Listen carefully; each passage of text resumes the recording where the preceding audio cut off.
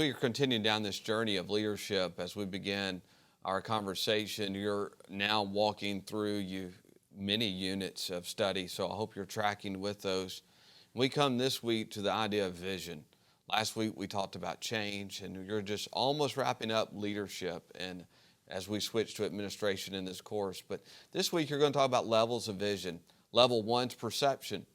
Well, what people see in the eyes of reality.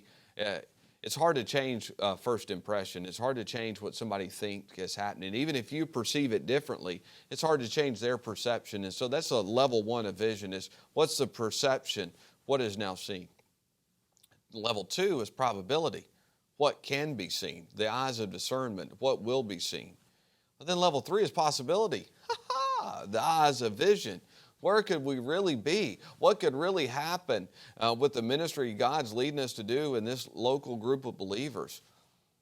What gets pictured gets done in our Vision Reality 101 this week.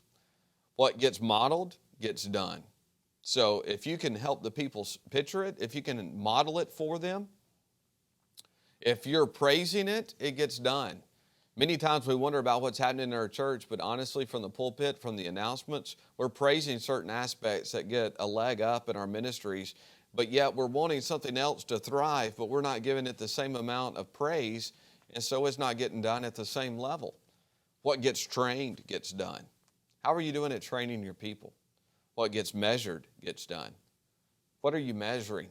What's your assessment for the ministry God has called you to, and where you're walking? We're going to unpack vision from the aspect of mission, and from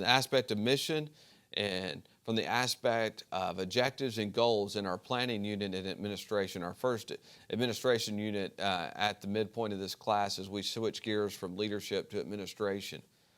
We also deal with delegation some in leadership as well as administration. How do we diversify? How do we help assign ministry to other people? And so there's some leadership flaws that you're going to unpack this week. There's some aspects of recruiting the right people you're going to deal with. And so I hope that this unit just helps you in understanding vision from the reality of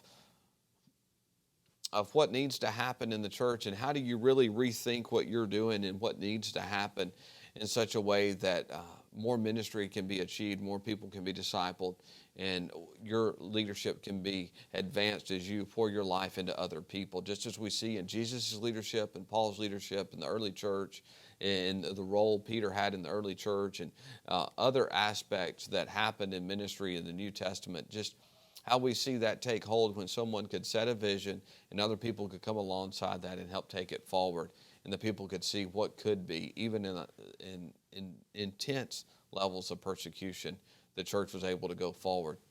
So no matter what you're experiencing in your setting, and no matter how discouraged you may be in vision at different times, know that God is still working, God is still moving.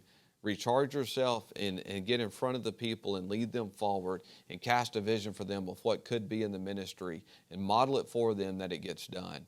I'm praying for you as you set this course for your church and ministry as God leads you.